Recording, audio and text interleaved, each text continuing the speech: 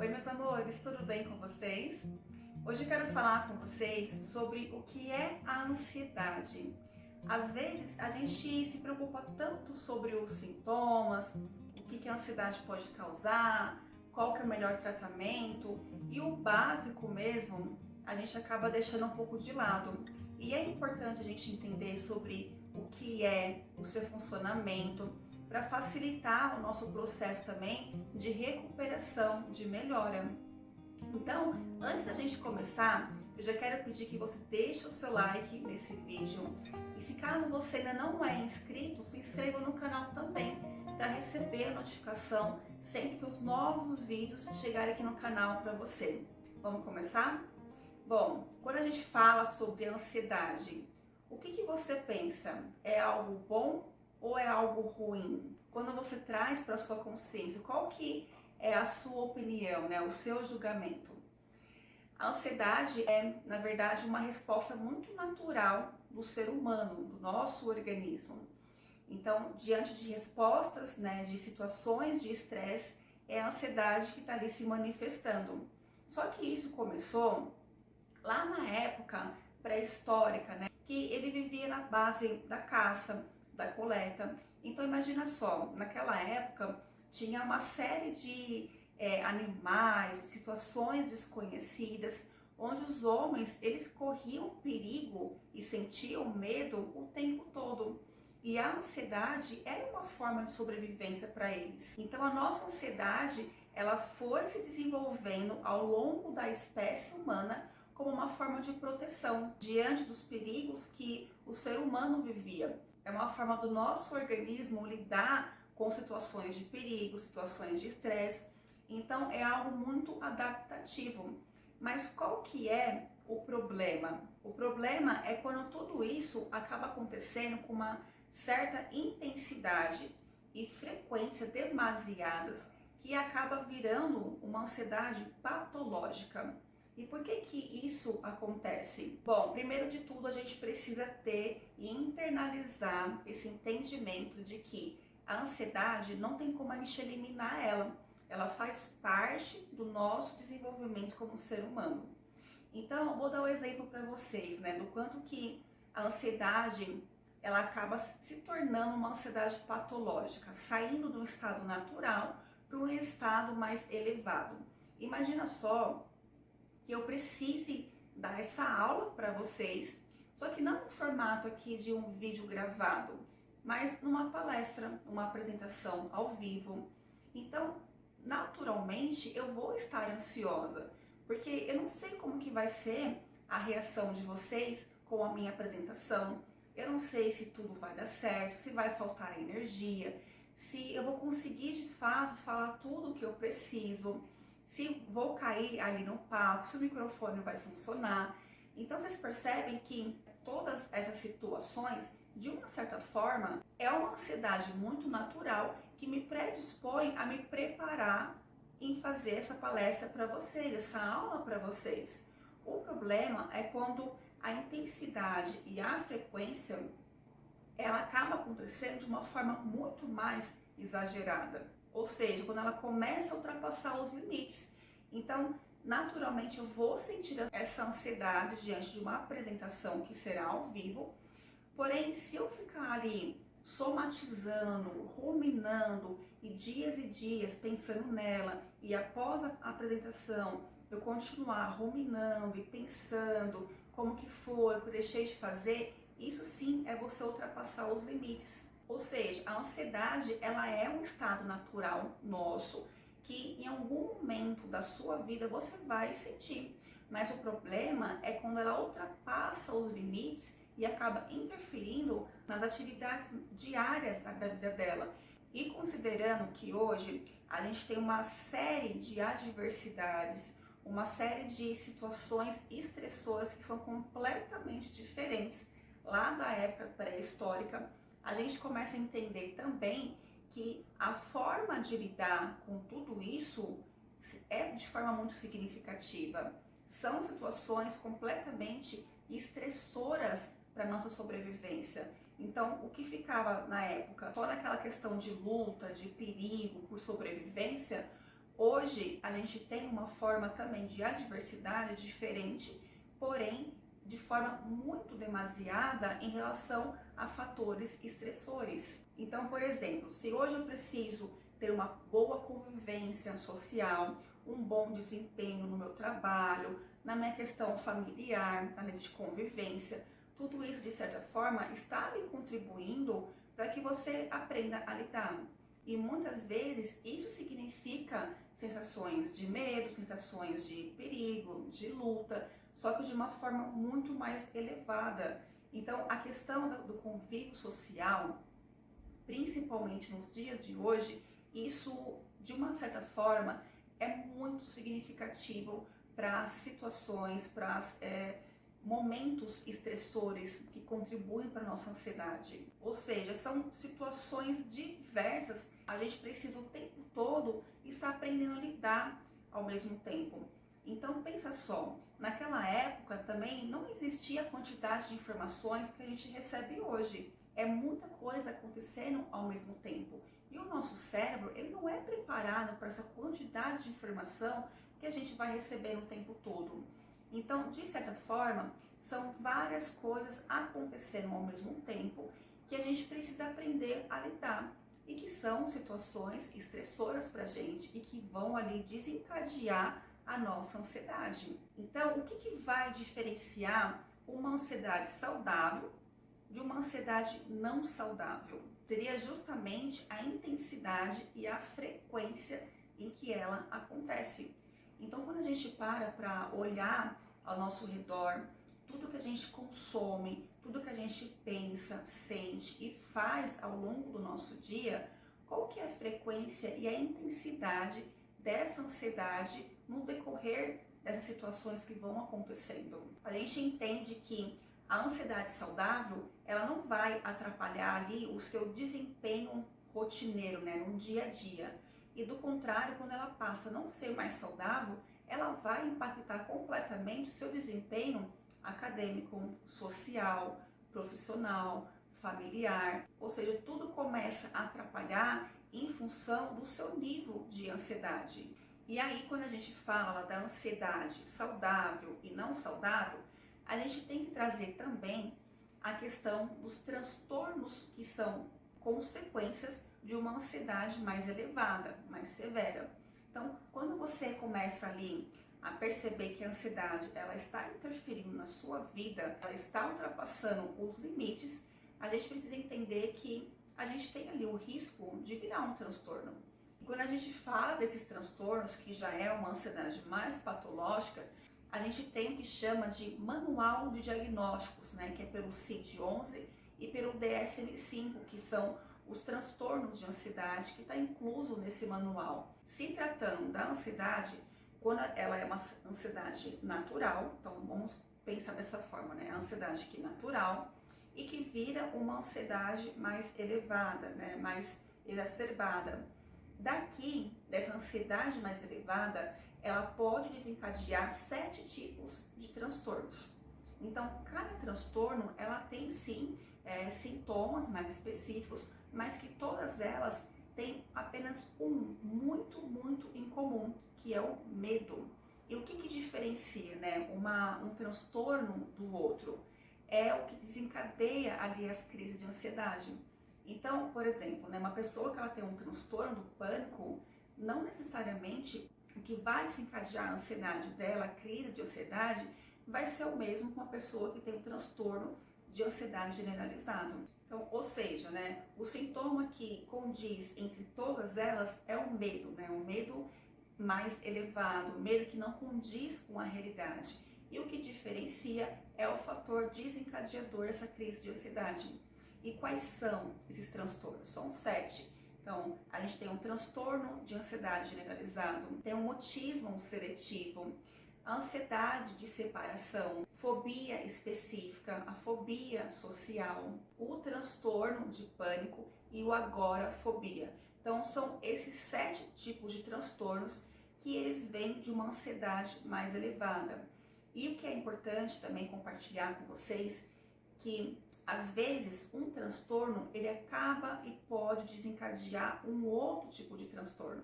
Por esse motivo que eu sempre falo lá na minha página no Instagram e para os meus alunos também, o quanto é importante a gente já perceber ali os sinais da ansiedade mais elevada e já tratar, já pegar na causa e na raiz para que isso não se estenda e acabe gerando um transtorno muito maior do que a pessoa já vive ali no dia de hoje. Então, resumindo, a gente tem nossa ansiedade, que ela faz parte do nosso processo evolutivo como ser humano. Nós temos a ansiedade saudável e a ansiedade não saudável, que é a ansiedade patológica, e que dessa ansiedade patológica ela pode desencadear 7 tipos de transtornos e que cada pessoa ela acaba apresentando sintomas diferentes também, porque o que eu sinto não necessariamente a outra pessoa vai sentir, ok? E quais seriam os sintomas da ansiedade? E como eu falei, os sintomas variam muito de pessoa para pessoa, mas de uma certa forma, né, uma forma geral,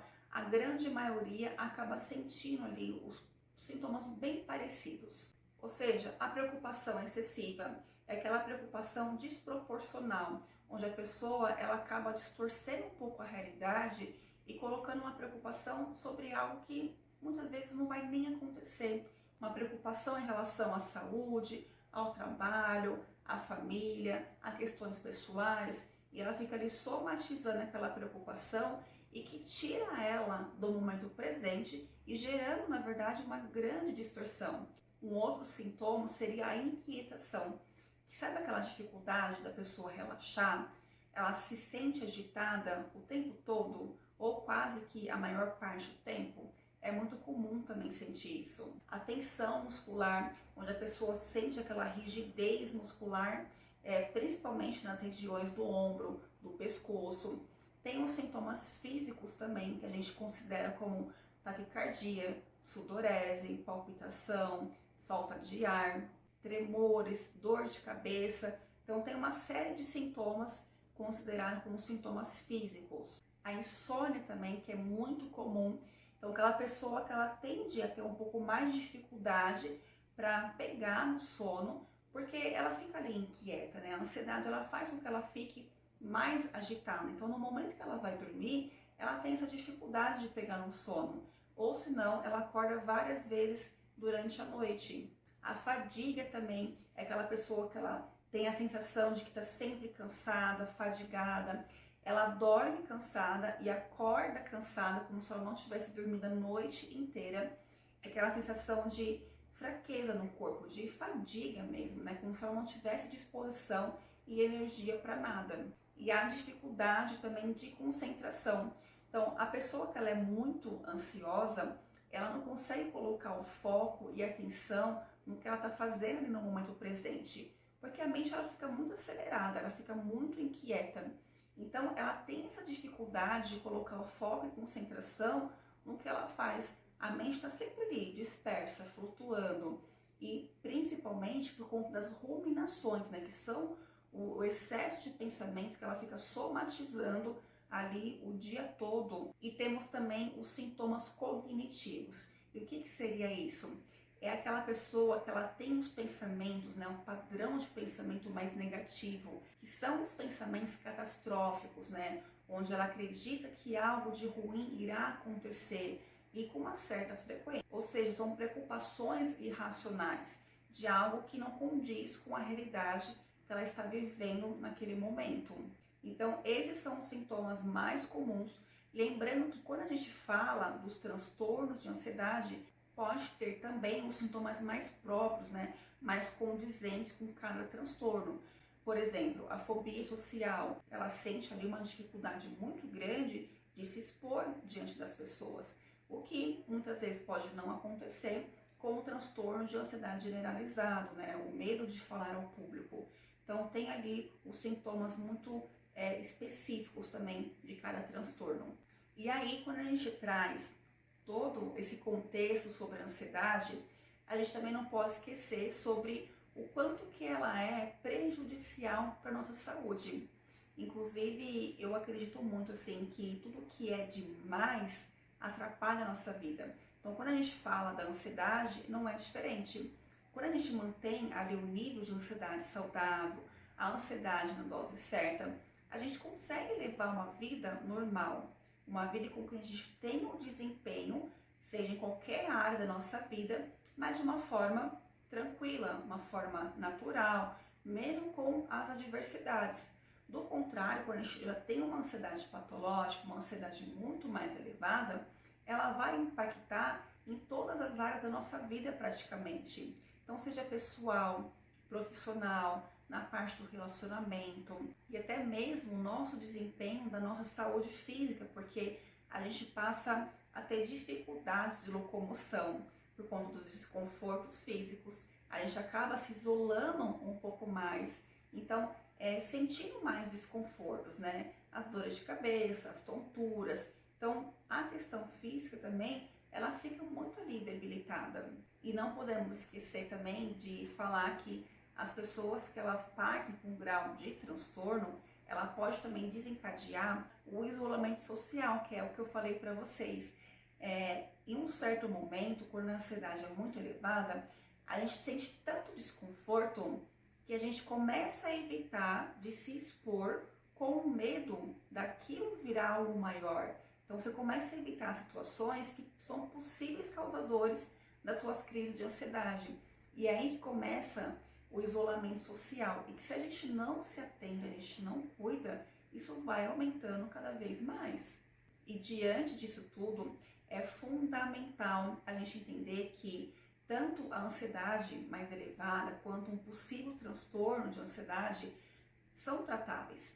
Então pode ser através da psicoterapia, pode ser através de medicações. Em alguns casos a gente consegue reverter e fazer o tratamento através da mudança e adaptação dos novos hábitos, que seria a atividade física, a meditação, a alimentação saudável. Então, é uma série de atividades e ferramentas que a gente vai introduzir para mudar ali o comportamento daquela pessoa. E sem dúvida também a gente não pode descartar o apoio, né, da família, dos amigos, da pessoa mais próxima, porque o ato de compartilhar o que você está sentindo, né, compartilhar ali o seu processo, esse entrosamento e esse apoio é extremamente necessário. A gente se sente ali acolhido no sentido de segurança mesmo, que a gente pode contar com alguém. Então, muitas vezes, o que a gente precisa nem é só da medicação, mas é você olhar a sua rotina, os seus hábitos, ajustar ali o que você precisa e colocar isso para fora, compartilhar com alguém da sua confiança sobre o processo que você está vivendo. E isso é extremamente importante para a sua recuperação.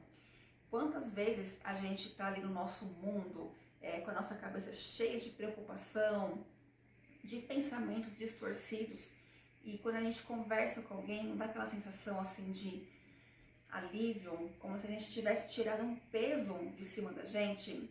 E às vezes tem pessoas que não têm essa oportunidade de conversar com alguém de confiança. Coloca no papel, faça do seu momento de escrita uma terapia também, onde você coloca ali os seus pensamentos, o que você está sentindo, o que você está pensando, os seus planos. Então, pega ali 15 minutinhos por dia e coloca no papel tudo que está dentro de você, na sua mente, no seu coração, e coloca nesse papel. E reconhecendo esses sintomas, né, percebendo que existe algo parecido em você, que existe algo ali que você já está sentindo que a sua ansiedade está mais elevada. Então, o primeiro passo é você buscar ajuda, ou você mesmo se reconhecer e ter essa autoconsciência de enxergar o que é preciso melhorar, o que é preciso mudar, o que é preciso abandonar para aceitar o novo e realmente trazer essa ressignificação e mudança de vida, né? Mudança de hábitos. Então, por esse motivo que o autoconhecimento ele se faz tão necessário, porque quando a gente observa, a gente questiona, a gente começa a trazer respostas daquilo que a gente precisa fazer, do que precisa melhorar, do que precisa acrescentar na nossa rotina. E esse é o caminho. E é o que eu desejo que você faça a partir de agora, né? Tendo esse conhecimento, que você faça essa autopercepção sobre você e consiga ter clareza, né? Qual que é o seu estado atual de ansiedade? Qual é o seu nível de ansiedade? E a partir de agora, o que eu preciso fazer para melhorar, para ressignificar? Inclusive aqui no canal tem um vídeo falando sobre os principais causadores da ansiedade e como você pode fazer para ressignificar. Eu espero que vocês tenham gostado desse vídeo. Compartilhe isso com outras pessoas para que elas possam acessar esse conhecimento também. E a gente se vê no próximo vídeo.